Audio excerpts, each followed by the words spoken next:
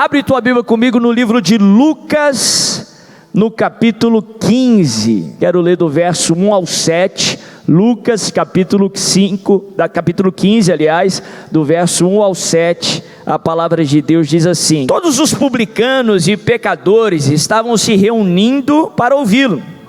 Mas os fariseus e os mestres da lei o criticavam. Este homem recebe pecadores e come com eles. Então Jesus lhes contou esta parábola: qual de vocês que possuindo 100 ovelhas e perdendo uma, não deixa as 99 no campo e vai atrás da ovelha perdida até encontrá-la? E quando encontra, coloca alegremente nos ombros e vai para casa. Ao chegar, reúne seus amigos e vizinhos e diz: alegrem-se comigo, pois encontrei minha ovelha perdida. Eu digo que da mesma forma haverá mais alegria no céu por um pecador que se arrepende do que por 99 justos que não precisam arrepender-se. Olha que tremendo, olha que poderoso. Lucas, no capítulo 15, Jesus conta 3 histórias similares e que nos contam muitas verdades, cada uma delas. Ele conta essa primeira história, a história da ovelha perdida, do pastor que deixa ali as 99 e vai perseguir aquela ovelha perdida até encontrá-la, e depois, quando ele a encontra, ele celebra com alegria. Pouco depois, Jesus conta a parábola da dracma perdida, ou da moeda perdida. Ele apresenta uma mulher que perde uma dracma, uma moeda valiosa para aquele contexto. Ele perde ela na sua casa, e você se lembra que naquele contexto não havia eletricidade, as casas eram bem pequenas, perder algo ali era algo que não era tão fácil assim de achar. Mas a Bíblia fala que ela não mede esforços e ela revira a sua casa até encontrar aquela moeda que se perdeu. E quando ela encontra, ela celebra, ela chama ali os amigos, os vizinhos, para celebrar porque ela encontrou a dracma perdida. E a terceira história, talvez seja a mais conhecida, é a história do filho pródigo, ou que muitos conhecem como a história do filho pródigo. A Bíblia conta, Jesus conta sobre um pai muito próspero que tinha 2 filhos, e um deles pede ali de maneira egoísta a sua parte da herança, a sua parte dos bens do seu pai, e o pai por fim lhe dá, e ele vai e gasta da pior forma possível, e a Bíblia fala que por fim ele acaba no fundo do poço, porque não tem bênção distante da casa do pai. E a Bíblia fala que ele decide retornar para a casa do pai, e a Bíblia fala que o pai o recebe com alegria, com júbilo, troca as vestes dele, coloca uma sandália nova nos seus pés, e prepara ali um grande banquete para o receber. 3 histórias muito interessantes, e cada uma delas nos ensinam muito. 3 histórias que nos contam 3 maneiras distintas que o ser humano pode se ver distante de Deus, ou pode estar longe de Deus. Primeiro, o Senhor compara a ovelha e o pastor, a ovelha que se afasta do Senhor, a dracma que se perde da sua dona, e o filho que sai da casa do pai. 3 maneiras diferentes que o ser humano pode se afastar de Deus, ou podem estar distantes de Deus. Das 3, interessante, que o único que se afasta por escolha, por decisão, é a história do filho pródigo. Ele deliberadamente decide se afastar do pai. A dracma perdida representa aquele que está distante de Deus por uma situação. Como é que a dracma ela se perde? Como é que você perde um objeto inanimado ou uma moeda? A moeda não tem vontade própria para sair, e quando ela está perdida, ela nem sabe que perdida está. Mas são ocasiões que fazem que você perde aquela moeda. seja porque ela caiu do seu bolso, você esbarrou em algo, seja por causa de uma família, de um comportamento que é propagado de geração em geração, uma circunstância que faz com que a pessoa se veja longe de Deus, ou distante do Pai.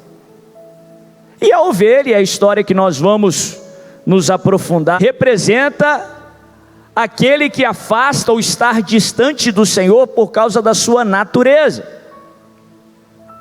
A ovelha é um animal racional, e principalmente no contexto sociocultural ali da palavra de Deus, era tida como um animal burro, literalmente um animal que não era muito esperto, e ele se afastava do pastor, se afastava do rebanho, ou ela se afastava do rebanho por sua natureza, pelo seu instinto, ou porque via um alimento distante, ou porque por alguma ocasião que fez com que ela instintivamente se afastasse do rebanho.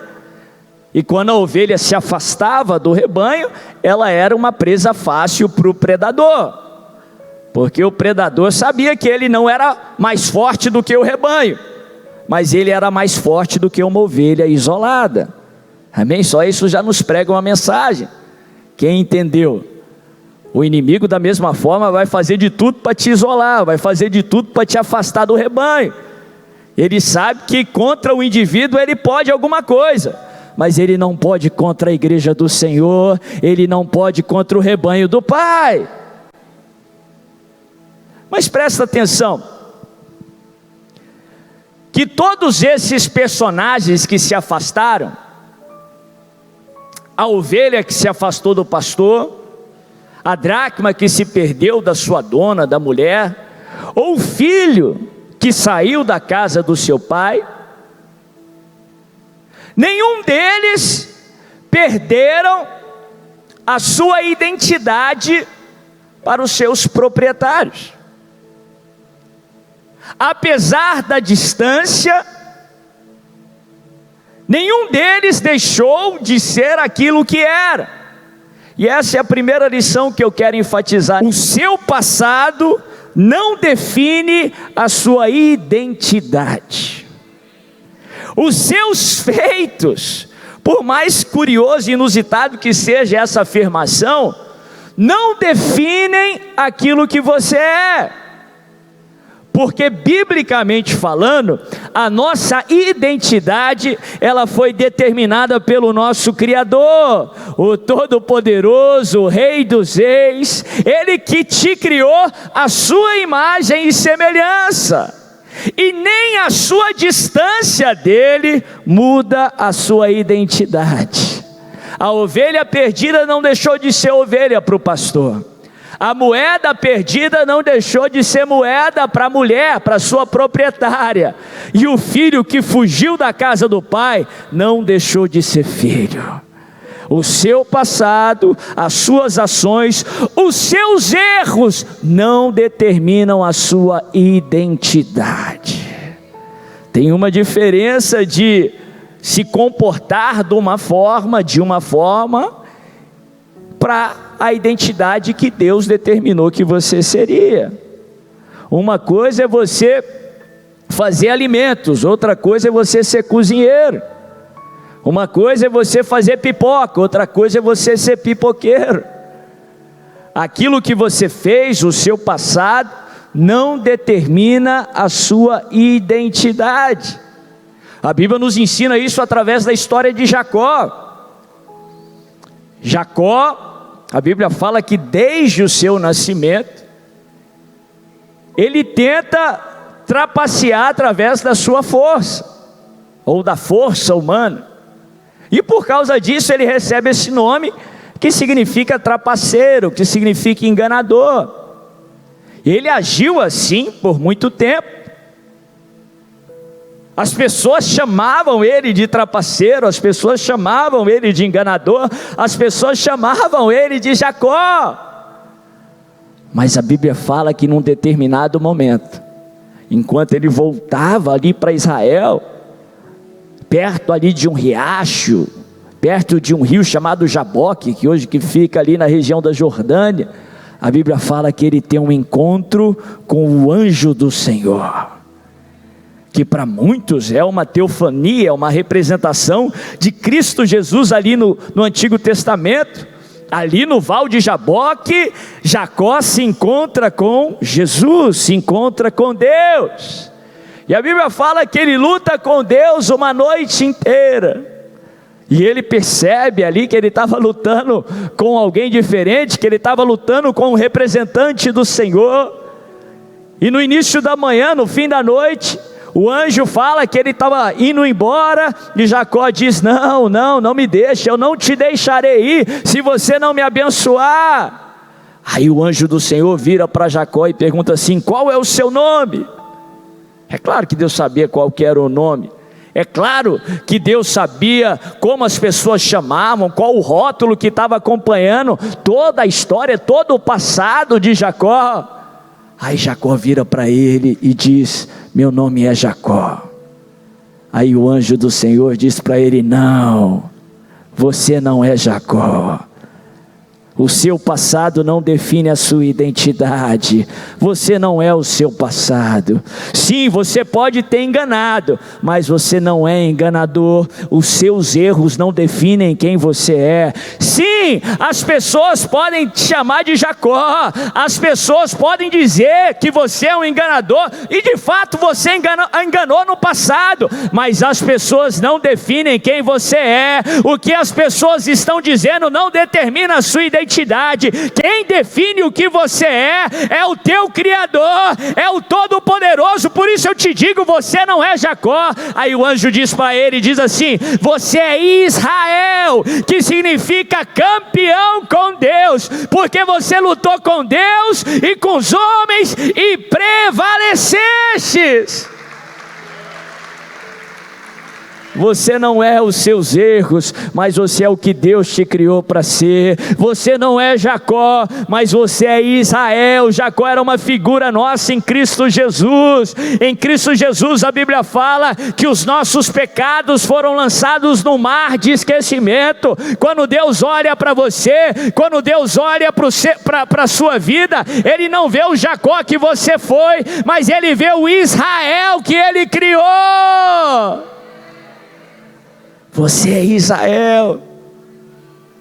Interessante que a distância de cada personagem aqui não tirou o valor de nenhum deles.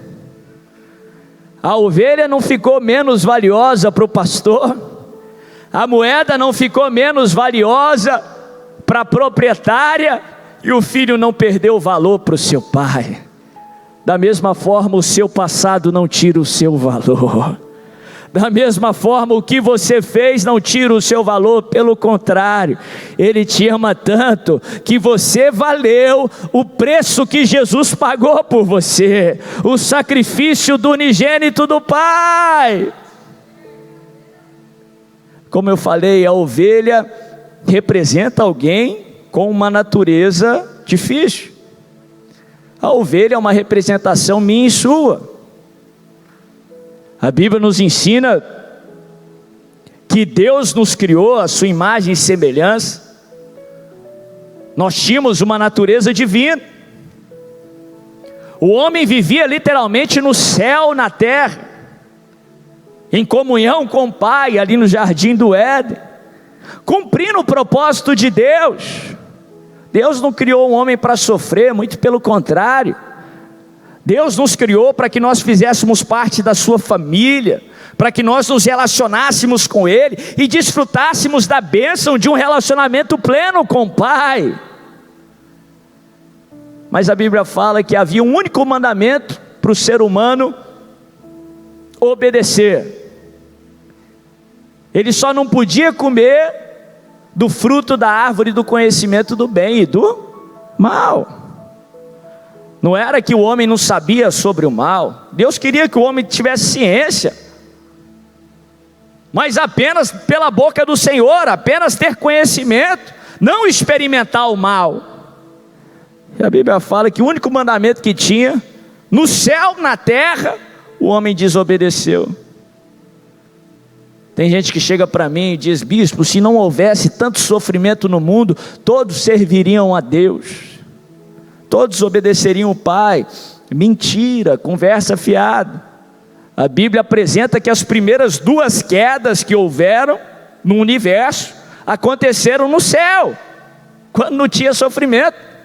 Lúcifer caiu literalmente do céu, e Adão e Eva pecaram literalmente no céu, na terra, no jardim do Éden. E a Bíblia fala que o homem e a mulher pelo pecado se distanciam de Deus, e eles percebem que eles estavam nus, e eles começam a se esconder, e se afastam do Pai, se escondem do Pai. E a Bíblia fala que desde lá do jardim, Deus não desistiu do homem. A Bíblia fala que mesmo depois da queda, o Deus que tem ciência de tudo, sabia que o ser humano estava se escondendo, Ele vai à procura do homem. Deus jamais desiste de você.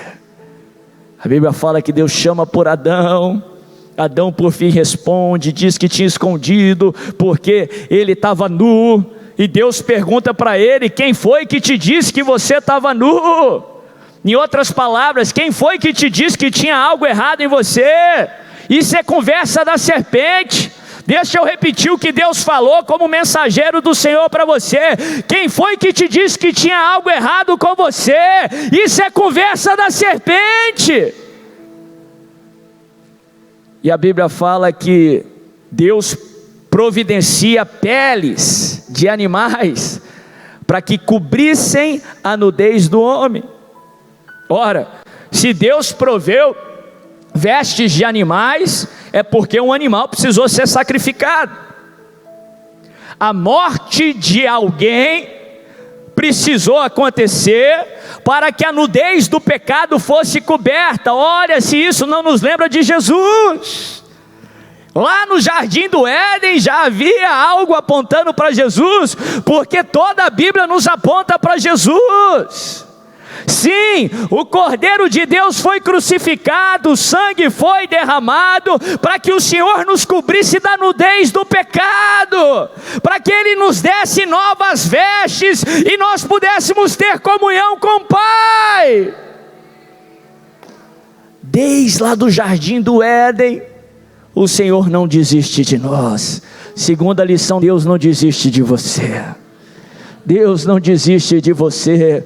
Não importa o quão distante você esteja do pastor, o pastor não vai desistir de você. Se necessário, ele abre mão ali do momento com as 99, e ele vai à procura da ovelha perdida, e ele não se cansa, e ele não dorme. Não dormita o guarda de Israel, até ele te encontrar, até ele te restaurar, até ele te trazer de volta para o rebanho. Ele pagou um alto preço para te cobrir com vestes novas, para que você pudesse ter comunhão com Ele. Deus não desiste de você.